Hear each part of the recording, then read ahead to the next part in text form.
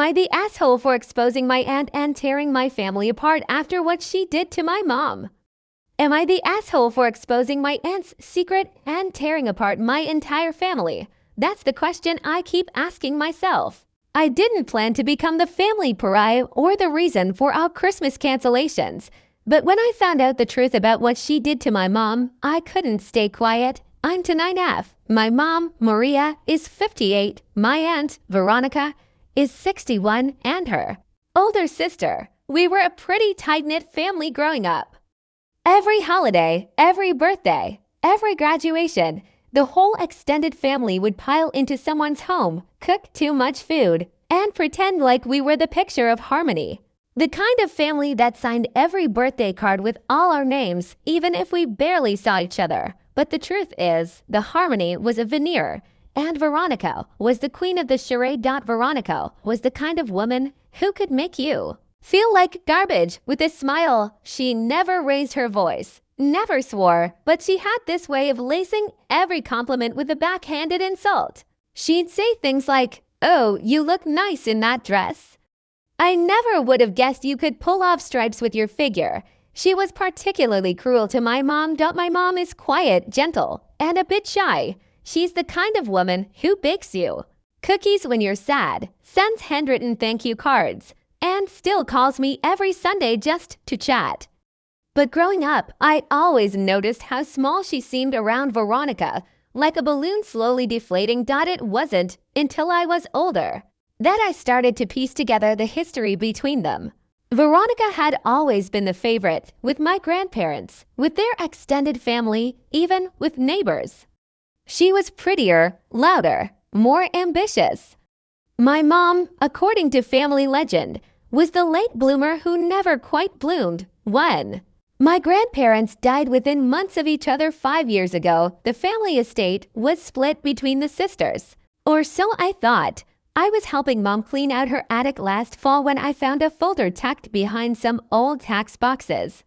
Inside were a series of legal documents, letters, and emails, all tied to the estate. What I read made my stomach turn. Veronica hadn't just gotten a bigger share, she had manipulated their parents into changing the will 2 months before they died.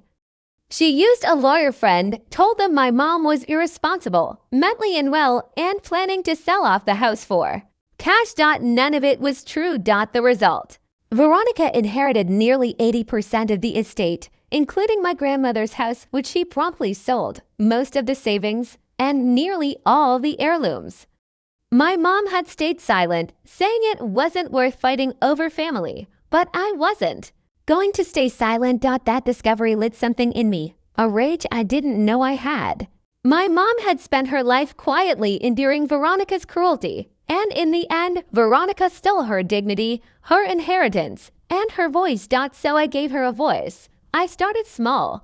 I scanned the documents I found, the revised will, the emails between Veronica and her lawyer friend, and a few scribbled notes in my grandma's handwriting that hinted she didn't entirely understand the changes she was making.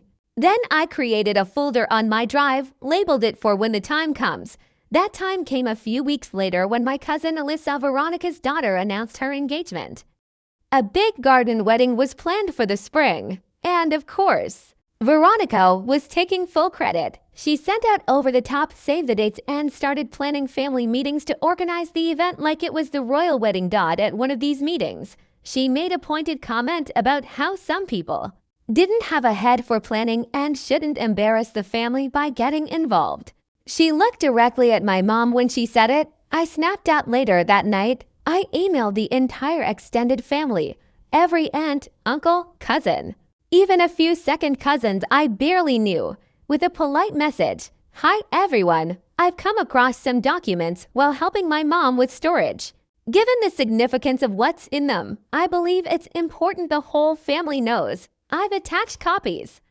Read them and decide for yourselves." The silence was deafening. For 3 days, no one responded.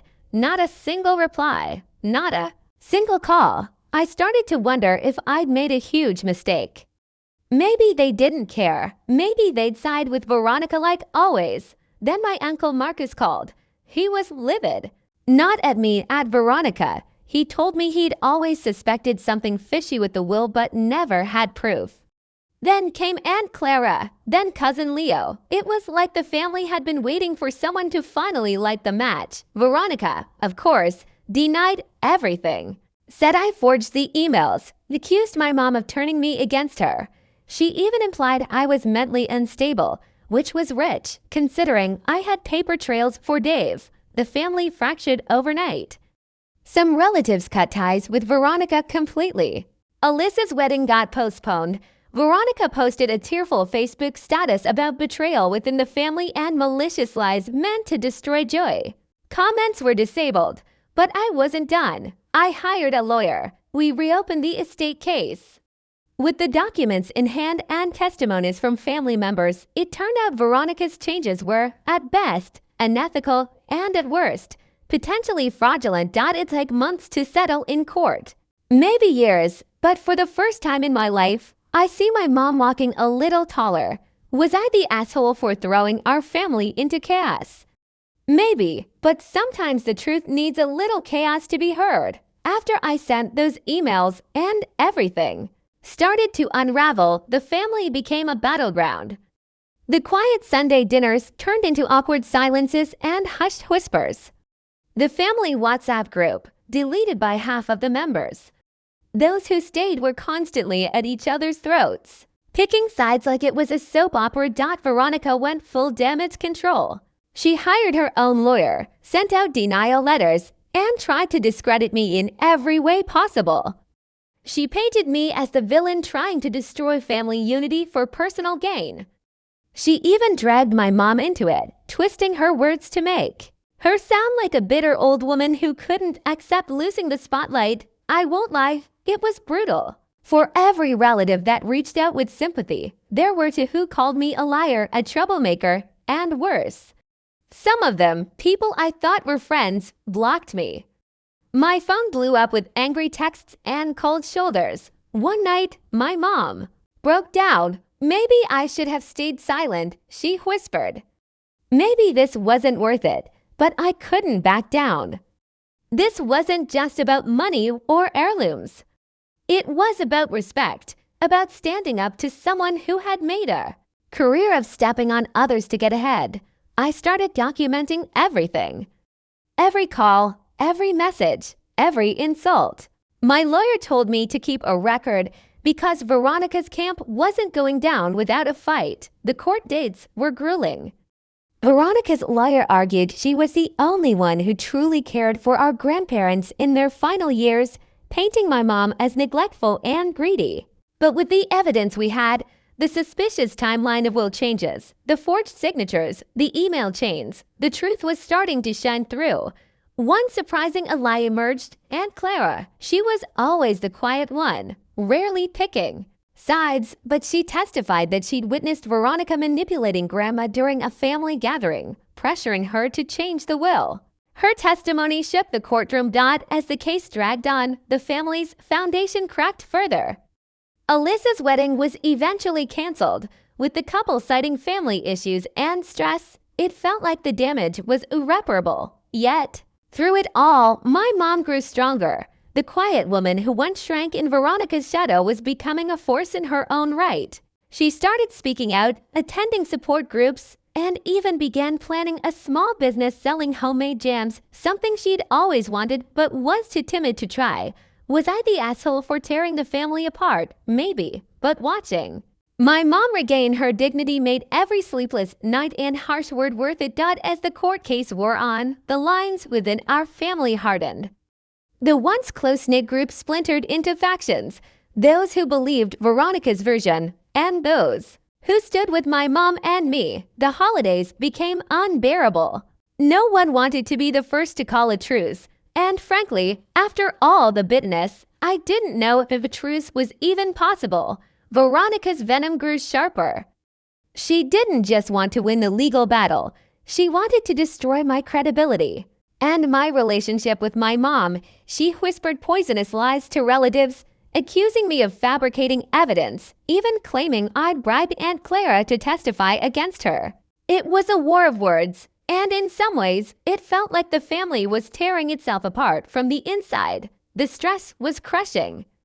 I lost friends, gained enemies, and at times questioned whether I'd done the right thing. But every time my mom looked at me with gratitude in her eyes, I knew I had. Then came the worst moment. One evening, I got a call from my dad. We're divorced, but he's still close to my mom. His voice trembled when he said Veronica had been to the police, accusing me of stealing heirlooms from Grandma's house after it was sold, heirlooms that were never even in my possession. It was a desperate, baseless claim, but it was enough to get an investigation started. Police came to our door, questioned my mom and me. The neighbors gossiped. The rumors spread like wildfire. Veronica was playing dirty, real dirty. Veronica was playing dirty, real dirty. Instead of backing down, I doubled down. I worked closely with my lawyer to ensure all our evidence was airtight. We submitted inventory lists, photos, witnesses. The police dropped the case quickly, but the damage to my reputation lingered. In the middle of this chaos, my mom's business started to take off. Her jams became a local favorite, featured at farmers markets and small boutiques. Watching her blossom was the best revenge. One day, my mom and I sat down and talked about everything: the betrayal, the court, the family fallout. I never wanted this, she said quietly, but I'm glad you fought for me. Maybe it's time we stop trying to hold together a family that's already broken.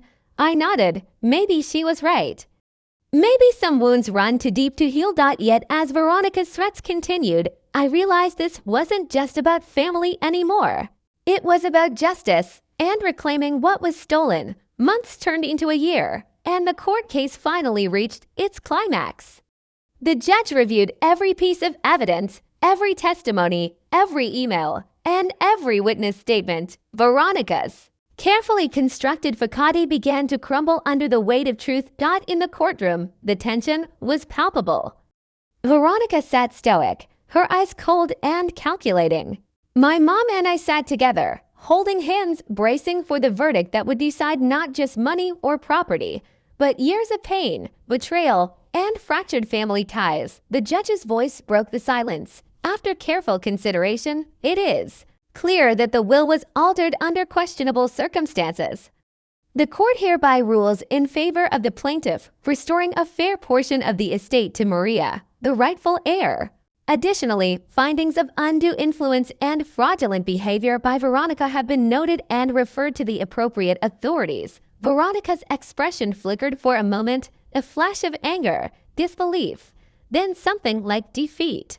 She didn't speak afterward, and her legal team quickly left the courtroom. The relief I felt was overwhelming, but it was bittersweet. Our family was never going to be the same. Several relatives had cut ties completely, unwilling to reconcile after the bitter disputes and accusations. But some of them slowly began reaching out, acknowledging the pain, the mistakes, and the need to rebuild. My mom smiled genuinely for the first time in years. "Thank you," she whispered, for standing up when I couldn't. But the hardest lesson I learned was about forgiveness, not for Veronica, not yet, but for myself. I'd been so consumed by anger and betrayal that I nearly lost myself. I realized that justice was important, but so was healing. I don't know if Veronica will ever admit what she did. She's become a ghost in the family, and honestly, I'm okay with that. Sometimes people burn bridges so badly that crossing them again isn't safe. Now, my mom and I are focused on the future. Her jam business is growing, and I'm finally finding peace beyond the courtroom battles. The scars remain, but so does the hope that honesty and courage can prevail. So, am I the asshole for exposing my aunt and tearing my family apart? Maybe to some, but to me and to my mom, I was just finally standing up for what was right.